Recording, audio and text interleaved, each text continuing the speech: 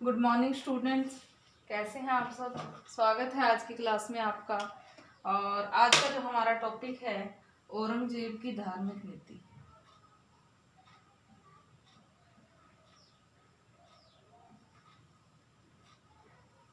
औरंगजेब की धार्मिक नीति।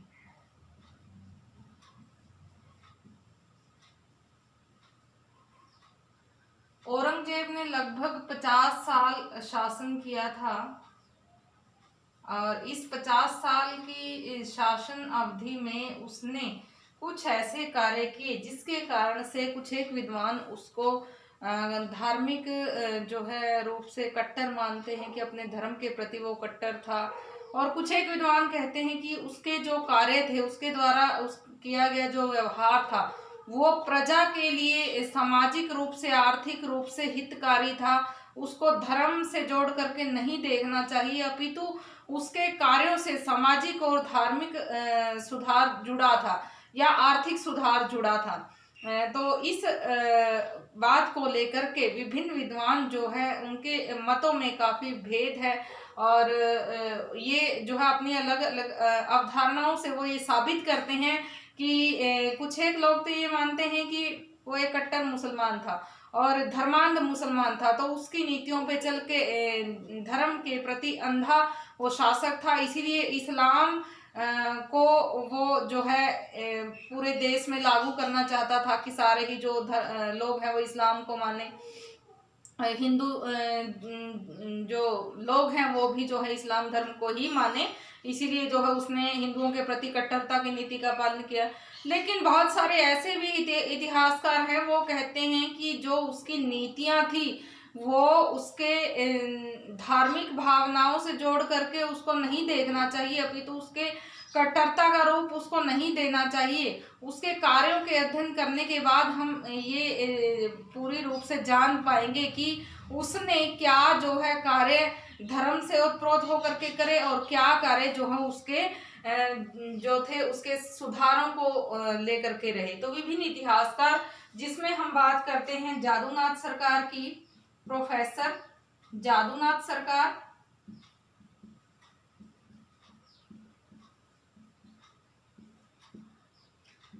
A.L. श्रीवास्तव,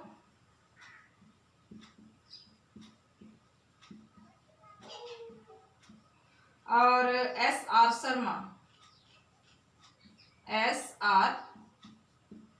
शर्मा, ये इतिहासकार मानते हैं कि औरंगजेब की जो धार्मिक नीति थी उसको वो एक कट्टरता की संज्ञा देते हैं। वो ये मानते हैं कि जो औरंगजेब था वो भारतीयों को या भारत देश को जो है दार उल हरब से दार उल इस्लाम में परिवर्तित करना चाहता था। दार उल हर्ब, दार उल हरब का मतलब है काफिरों का देश, काफिरों का देश। दार उल हरब को वो परिवर्तित करना चाहता था किसमें, दार उल इस्लाम में।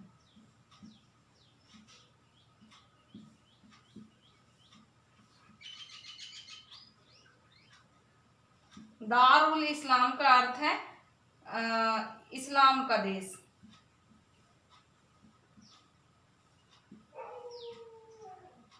तो ये विद्वान जो ये मानते हैं कि जो औरंगजेब था उसकी जो कट्टरता की नीति थी उससे वो इसको एक काफिरों के देश से इस्लाम के देश में बदलना चाहता था। इसीलिए उसने हिंदुओं के प्रति कट्टरता की नीति अपनाई। लेकिन कुछ एक और इतिहासकार हैं उनका ये मानना है कि नहीं, ये जो उसके द्वारा जो नीतियां अपनाई गई थी वो धर्म से ओतप्रोत होकर के नहीं अपनाई गई थी अपितु राजनीतिक जो उसके पक्ष थे उसको ध्यान में रख करके जो है हमें उसको राजनीति से जोड़ करके देखना चाहिए, न कि धर्म से।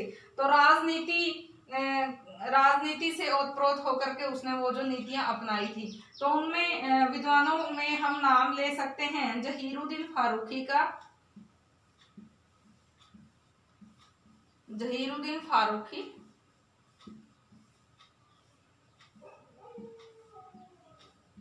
इश्तियाक हुसैन कुरैशी और शिवली नोमानी।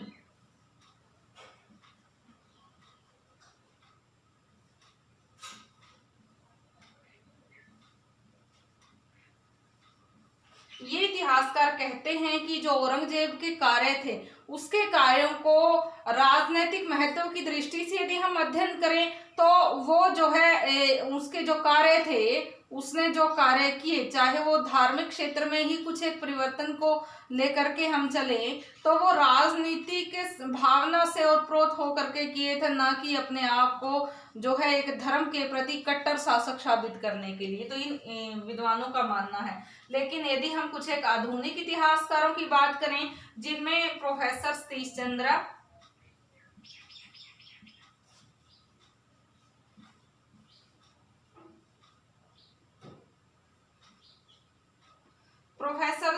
सतीश चंद्र और अतहर अली,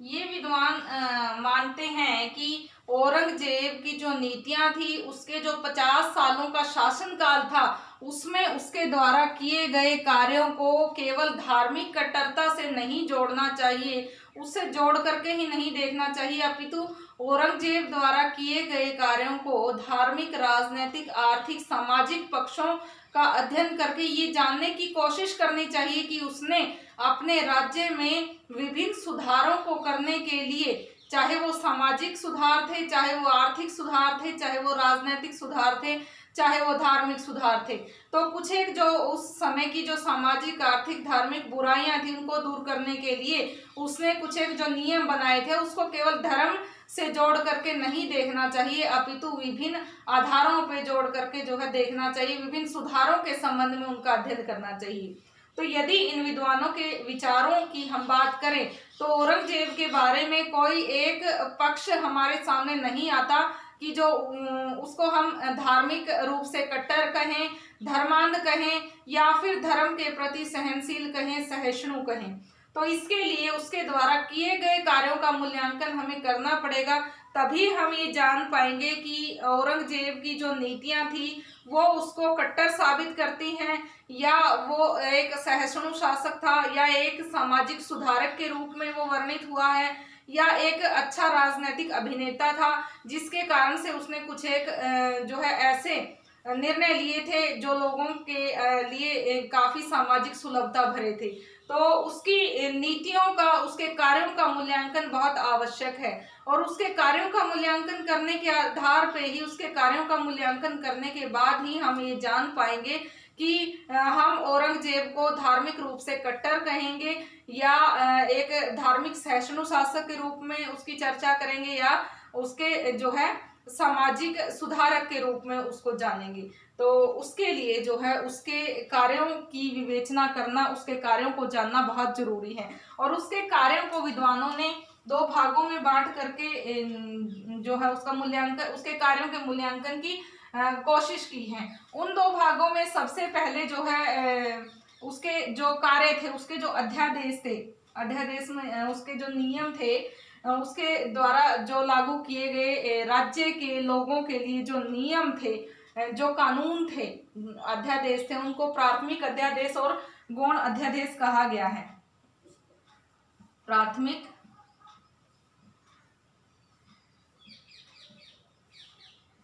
अध्यादेश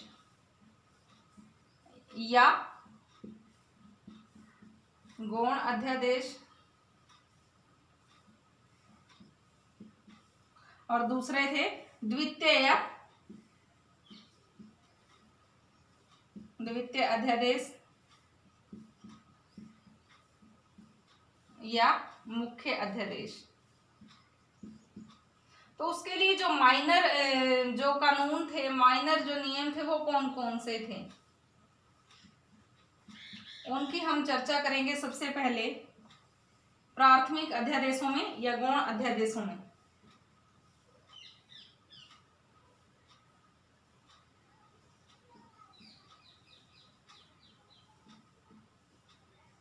विभिन्न इतिहासकारों ने इसके प्राथमिक अध्यादेशों को गौण अध्यादेशों की संज्ञा दी है कि राजगद्दी पर बैठने के बाद कट्टरपंथी मुस्लिम वर्ग को शांत करने के लिए उसने जो कार्य किए थे, उसके कारण ही स्वयं भी वो हिंदू जनता के सामने एक कट्टर शासक साबित हो गया था। तो ऐसे कौन से कार्य उसने किए जिससे कट्टरपंथी जो मुस्लिम वर्ग था वो शांत हो गया, और हिंदुओं के प्रति ऐसा क्या व्यवहार रहा जिसमें हिंदुओं के प्रति वो कट्टर रूप से साबित हो गया कि ये कट्टर शासक है, असहिष्णु शासक है। उसके कार्यों की विवेचना करेंगे। जो माइनर थे, जो प्राथमिक जो अध्यादेश थे, उसमें सबसे पहले हम बात करते हैं सिक्कों पे कलमा की। सिक्कों पे कलमा खुदवाने के लिए जो है जो प्रक्रिया शुरू की गई थी अकबर के समय में, और कलमा जो है इस्लाम धर्म की आस्था का प्रतीक है। तो पहले क्या होता था कि सिक्कों पे सम्राट अपने नाम के साथ कलमा खुदवाते थे, और ये जो है अकबर के समय में शुरू की गई प्रथा थी सिक्कों पे कलमा खुदवाने की। तो हालांकि शाहजहां के समय तक ये ऐसे ही चला आ रहा था, और सिक्कों पे जो कलमा खुदवाने की प्रथा थी अब तक ये जो है चला आ रहा था। तो ये औरंगजेब ने इसको बंद कर दिया। औरंगजेब ने इसको बंद कर दिया था इसीलिए क्योंकि वो ये मानता था, कट्टर सुन्नी मुसलमान तो वो था ही, इस्लाम धर्म को वो कट्टरता से स्वयं मानने के लिए, स्वयं के लिए वो कट्टर था, कि वो जो है उसके प्रति एक अपनी पूरी निष्ठा से वो उस धर्म को मानता था। तो इसीलिए जो है उसने सिक्कों पर कलमा खुदवाना बंद कर दिया उसके अनुसार, क्योंकि जो सिक्के हैं वो हाथों से नीचे भी गिर जाते हैं, पैरों में जाते हैं। तो जो ये कलमा उस पर खुदवाया जाता था इस्लाम धर्म की आस्था का प्रतीक था, और सिक्के जो है वो हिंदू मुस्लिम सबके हाथों में जाते हैं। हिंदुओं को वैसे ही काफिर बोलता था, तो यदि हिंदू काफिर हैं तो उनके हाथों में कलमा खुदे हुए सिक्के जब जाएंगे तो वो अपवित्र हो जाएंगे।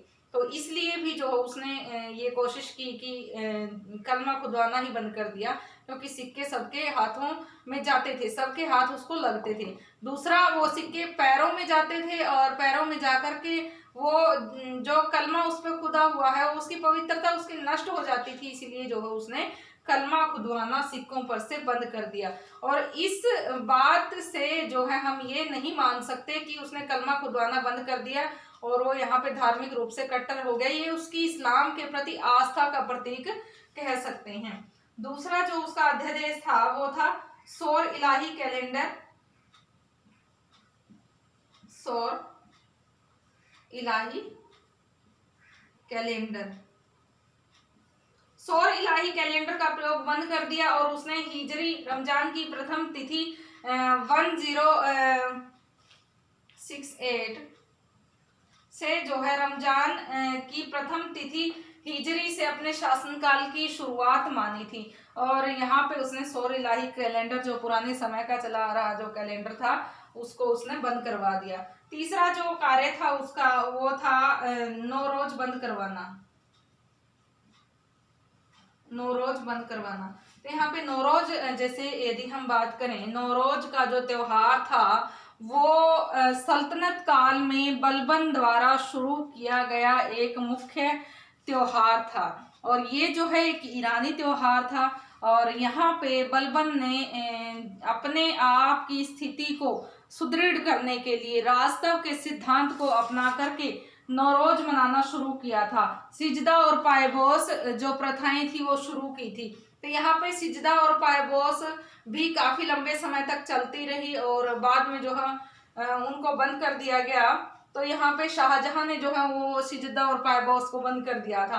तो नौरोज जो प्रथा थी ईरानी त्योहार था, तो इसको मनाने का काम मुस्लिम लोग इसको क्यों मना रहे हैं, ये जब औरंगजेब ने सोचा तो उसने जो है नौरोज पे पूर्णतः प्रतिबंध लगा दिया, पाबंदी लगा दी कि ये तो एक ईरानी त्योहार है, इसमें ना हिंदुओं का त्योहार है ना मुस्लिमों का त्योहार है, तो हम इसको क्यों मना रहे हैं, सदियों से ये क्यों चला आ रहा है। तो इसको उस पर जो है उसने पूर्णतः प्रतिबंध लगा दिया।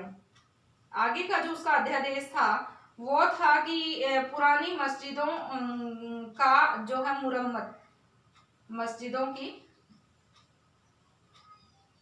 उसने पुरानी मस्जिदों की मुरम्मत करवाई और उन मस्जिदों में नए जो मुख्य जो इमाम थे या मुअज्जिन थे उनकी नियुक्ति की और उनको पेंशन राज्य की ओर से दी जाती थी। तो ये भी धर्म विरोधी कृत्य नहीं कहा जा सकता, बल्कि मस्जिदों की मुरम्मत तो समय समय पे प्रत्येक शासक ने करवाई ही है। तो यहाँ पे जो है मुख्य इमामों के पदों में भी कोई खास वृद्धि नहीं की गई, अपितु उनको पेंशन ही दी गई थी। तो यहाँ पे जो उसके द्वारा किया गया जो पांचवा जो कार्य था वो था सभी सूबों में मुहत्सिब नियुक्त करना। मुहत्सिब मुहत्सिब कौन होते थे हमें यही पता होना चाहिए पहले तो। मुहत्सिब इस्लाम द्वारा सॉरी इस्लाम धर्म द्वारा नैतिक आचरण की नियमावली की जांच करने वाला अधिकारी, कि इस्लाम धर्म जिस नैतिक आचरण की बात करता है क्या उसको सही रूप से जो है इस्लाम धर्म को मानने वाले लोग मान रहे हैं, उसकी जांच करने वाले अधिकारी को इसने नियुक्त किया प्रत्येक सूबे में, ताकि इस्लाम धर्म को मानने वाले अधिकारी जो है धार्मिक रूप से उनका नैतिक पतन ना हो। और इसीलिए जो है उसने इसी बात में को साबित करने के लिए एक और जो है रूल बनाया और उसकी बुनियादी कार्रवाई की कोई भी व्यक्ति उसके राज्य में नशे नहीं करेगा, शराब नहीं पिएगा, जुआखोरी पे उसने पूर्णतः प्रतिबंध लगा दिया कि कोई भी व्यक्ति जुआ नहीं खेलेगा। इनसे जो है व्यक्ति का नैतिक पतन होता है, चारित्रिक पतन होता है। और आगे उसने वेश्यावृत्ति पर भी प्रतिबंध लगा दिया। तो इसके साथ साथ उसने बाल विवाह और सती प्रथा पे प्रतिबंध लगा दिया। और इस प्रकार से ये जो है उसके द्वारा किए गए मुख्य कार्य थे। लेकिन एक यात्री है मनोची एक यात्री है, उसके समय में आया था वो भारत की यात्रा के लिए। तो अपने विवरणों में वो लिखता है कि जिन अध्यादेशों को अभी लागू किया था एक समाज सुधार के रूप में मद्देनजर रख के औरंगजेब ने उनको लोगों ने थोड़े समय तो माना, लेकिन थोड़े समय बाद उनमें उल्लंघन होने लगा, यानी कि लोग वैसे ही शराब पीने लग गए, जुआ खेलने लग गए, धीरे धीरे चोरी छिपे, और वो वेश्यावृत्ति भी पूर्ण रूप से बंद नहीं हो पाई थी। तो ये जो है मनोची अपने विवरणों में उसकी व्याख्या करता है। तो अगला जो अध्यादेश था वो था राजपूतों का टीका और तुलादान पे प्रतिबंध। तुलादान और टीका। तो यहाँ पे राजपूत राजा जो है चंद्र और सूर्य कैलेंडर के हिसाब से सम्राट का टीका करते थे और तुलादान करते थे। तुलादान का अर्थ है कि सम्राट को वो सोने से तोलते थे, और एक तरफ सम्राट और दूसरी तरफ उसके बराबर में ही सोना रखा जाता था। तोलने वाली तराजू को कहते हैं। तो यहाँ पे जो ये प्रथा थी राजपूत राजाओं के द्वारा शुरू की गई प्रथा थी, अकबर के समय में शुरू की गई थी। राजपूत नीति के तहत विभिन्न राजपूतों को जब अकबर ने विभिन्न महत्वपूर्ण ओहदों पर नियुक्त किया तो उन्होंने भी सम्राट के लिए जो है अपनी जो निष्ठा प्रकट करते हुए ये प्रवृत्ति जो है शुरू की थी। तो यहाँ पे जो प्रक्रिया थी तुलादान की, इस पे जो है औरंगजेब ने पूर्णतः प्रतिबंध लगा दिया। और ये औरंगजेब ने आर्थिक रूप से जो है एक आर्थिक सुधार कहा जा सकता है उसका, क्योंकि इसमें कोई भी उनका अहित नहीं छिपा था। उनका तो जो धन है वो उसने बचत ही की थी उसकी इन पद्धतियों पे उसने जो रोक लगा करके, ना कि उनसे उनका धन छीनने की कोशिश की थी। तो तुलादान सम्राट को सोने से तोलने की जो प्रथा थी, टीका करने की जो प्रथा थी, उस पे उसने पूर्णतः रोक लगा दी, प्रतिबंध लगा दिया।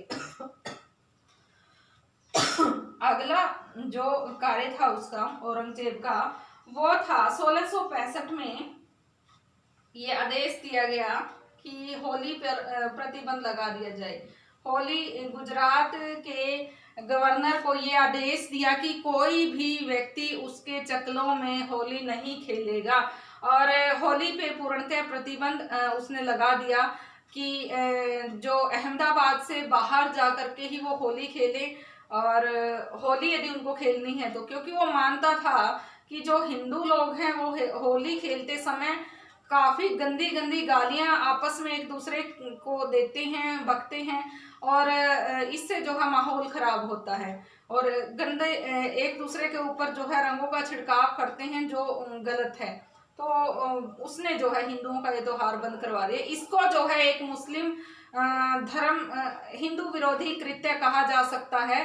और जो ऊपर जो हमने विभिन्न बातों की जो चर्चा की है उसमें उसके समाज सुधार की ही झलक मिलती है, ना कि उसके हिंदू विरोधी कार्यों की। जो अगला जो कार्य था वो था झरोखा दर्शन। झरोखा दर्शन, झरोखा दर्शन की जो पद्धति थी वो अकबर ने शुरू की थी। झरोखा दर्शन एक ऐसी पद्धति थी जिसमें सम्राट जो है अपने महल के ऊपर जो बाहर एक चबूतरा चार दीवारी होती थी उस पे से जो है खड़े होकर के नीचे जो प्रजा सुबह आ जाती थी, इकट्ठी हो जाती थी और वो सम्राट के दर्शन के लिए आती थी। सम्राट जो है बाहर आता था और प्रजा उसके दर्शन करके वापस चली जाती थी। होता ये था कि तब तक कोई खाता पीता नहीं था जब तक सम्राट की वो दर्शन नहीं कर लेती थी, यानी कि सम्राट को वो भगवान मानती थी। ऐसा ही था कि जब तक अपने भगवान के वो दर्शन न कर ले तब तक वो कुछ खाएंगे पिएंगे नहीं। तो औरंगजेब ने ये जो एक सम्राट को एक ईश्वर मानने की जो पद्धति थी झरोखा दर्शन, इसको बंद कर दिया कि सम्राट कोई राजा जरूर है जनता का, उसका काम जनता के हितकारी कार्य करना है, ना कि एक ईश्वर की तरह उनको दर्शन देना जिससे जो है जनता भूखी खड़ी रहे जब तक राजा उसको दर्शन नहीं देगा। और वो इस ईश्वर तुल्य जो प्रथा थी उसको जो है वो गलत मानता था, उसकी नजरों में वो सही नहीं थी, इसलिए उसने उस पर पूर्णतः पाबंदी लगा दी। तो झरोखा दर्शन की ये पद्धति थी ये इसने बंद कर दी क्योंकि तब तक जनता कुछ नहीं खाती थी जब तक वो सम्राट के दर्शन नहीं कर लेती थी। आगे है संगीत का बंद करवाया जाना। उसने संगीत पे भी प्रतिबंध लगा दिया था। इसी वर्ष 1666 में संगीतकारों को उसने पेंशन देनी शुरू कर दी थी। हालांकि बांसुरी को वो काफी पसंद करता था और स्वयं भी वो एक अच्छा बांसुरी वादक था और गायन में उसकी स्वयं की रुचि थी। लेकिन हिंदू संगीत की जो शैलियां थी फारसी, उसी समय में हिंदुओं की जो गायन शैली थी फारसी में उस समय में काफी सारी रचनाएं रचित की गई थी। तो संगीत पे पूर्णतः उसने प्रतिबंध लगाने की कोशिश की और कट्टरता दिखाने की कोशिश की, लेकिन ये जो कट्टरता थी केवल बाहरी थी क्योंकि संगीत से उसको स्वयं प्रेम था और बांसुरी बजाना, बांसुरी को सुनना उसको बहुत पसंद था और स्वयं भी एक अच्छा बांसुरी वादक था। सतीश चंद्र द्वारा रचित मध्यकालीन भारत के इतिहास में वो सतीश चंद्र इस बात की व्याख्या करते हैं कि औरंगजेब स्वयं एक अच्छा बांसुरी वादक था, बांसुरी बजाता था। तो उसने जो है वाद्य संगीत और नौबत को जारी रखा, शाही बैंड को, और गायन को शाही हरम में भी जगह दी गई थी और स्त्रियां जो है उसको उससे उनको संरक्षण मिलता गया। कुछ एक और उसने जो है एक अध्यादेश, जो अंतिम अध्यादेशों की बात करें, कुछ एक और अध्यादेश उसने लागू किए, जैसे कि कोई भी व्यक्ति शाही दरबार में आएगा तो रेशमी अंगरखे नहीं रखेगा। अंगोछे या अंगरखे जो वो जो बाजू पे डाल करके कोई भी मुख्य जो उसका उच्च अधिकारी था, धर्म अधिकारी था चाहे भी, वो कोई भी रेशमी अंगरखा रख के नहीं आएगा और रेशमी और सूती की मिलावट से जो अंगरखे बनाए जाते थे उनको भी रख करके नहीं आएगा, पितु सूती अंगरखों को धारण करके ही दरबार में आएगा। और उसने जो उसके जो सिंहासन के जो पास में लगते जो सोने के जो पिलर थे उनको भी बदल करके सादे पिलरों में जो है उसने बनवा दिया और नीलम जड़ित पिलर उसने जो है बनवा दिए थे। तो इस तरह से सादगी से स्वयं जीवन जीने वाला औरंगजेब जनता के साथ भी सादगी पूर्ण व्यवहार ही चाहता था और उसने सादगी पूर्ण व्यवहार किया। तो इस प्रकार से उसने जो है कहा कि उसके जो सिंहासन कक्ष है या फिर जो उसका जो जिसमें वो आराम करता था, आराम गृह है, उसको सादे ढंग से ही सजाया जाए, उसको कोई ज़्यादा तड़क भड़क पसंद नहीं थी। तो दूसरा उसने जो मुख्य कानूनों को लिखने के लिए चांदी के जो स्याहीदान थे उनको भी चीनी मिट्टी से बने स्याहीदानों में बदलवा दिया और एक और जो उसने कुछ खास मुख्य जो काम किया वो था कि इतिहास, सरकारी जो इतिहास विभाग था वो बंद कर दिया उसने। श्रृंगार प्रसाधन सामग्री के जो प्रयोग था कि श्रृंगार प्रसाधन सामग्री थी जो चाहे वो सम्राट की थी या फिर उच्च अधिकारियों की थी, उस पे उसने पाबंदी लगा दी कि उनको कोई ज्यादा श्रृंगार की जरूरत नहीं है, बल्कि सादगी का जीवन ही जीना चाहिए। तो इस प्रकार से काफी महत्वपूर्ण कार्य औरंगजेब के कहे जा सकते हैं, जो उसके प्राथमिक अध्यादेशों में हम देखते हैं। तो इन अध्यादेशों को देख करके हमें कहाँ से लगता है कि उसने जो है एक धार्मिक रूप से कट्टर शासक होने की उसने अपना होने का परिचय दिया था, या फिर कहाँ से हम उसको देख करके, किन कार्यों को देख करके हम ये कह सकते हैं कि उसने धार्मिक कट्टरता का परिचय दिया था, हिंदू विरोधी कार्य किए थे। इन सब कार्यों में केवल ये 7वें नंबर का ही कार्य है जिसमें हम ये कहें कि 1665 में जो हिंदुओं का त्योहार है होली, उस पर उसने पाबंदी लगा दी थी। केवल यही एक हिंदू विरोधी कृत्य लगता है, और ये भी उसने जो है उसके अनुसार यदि हम देखें हिंदू विरोधी नहीं था, अभी तो हिंदुओं के गाली गलौच देने के तरीके से या आपस में एक दूसरे को भद्दी तरह से रंगने के तरीके से उसने उसको बंद करवाया था। हालांकि ये हिंदू विरोधी कृत्य कहा जा सकता है, लेकिन इतने 10-15 कृत्यों में से केवल एक ही कृत्य हिंदू विरोधी है, बाकी के कृत्य सामाजिक सुधार से परिपूर्ण थे। तो दूसरा जो है एक जगह पे हमें देखने को भी मिला है, जैसे कि 1666 में ही दो पक्षों में झगड़ा हो गया। मुहर्रम के लिए जो जुलूस निकाले जाते थे, वो जुलूस निकाले जा रहे थे, और उस जुलूस जब वो जुलूस जा रहे थे तो दो पक्षों में झगड़ा हो गया, और जिससे जो है काफी मारपीट दोनों ही पक्षों में हुई।